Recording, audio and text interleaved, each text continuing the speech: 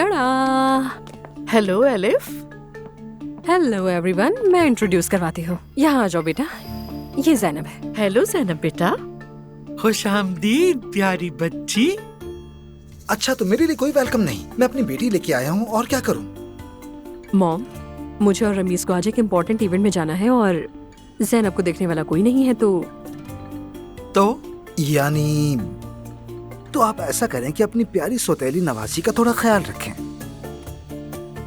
क्यों नहीं रखेंगे भाई? बिल्कुल बिल्कुल। ठीक है। मुझे हेयर ड्रेसर के पास जाना है और रमीज भी मेरे साथ चलेगा। हम चलते हैं, आप लोग ख्याल रखिएगा इसका, ठीक है? ओके बेटा। ओके, सुनो बेटा, सुमैया आंटी को बिल्कुल तंग नहीं करना, ठीक है?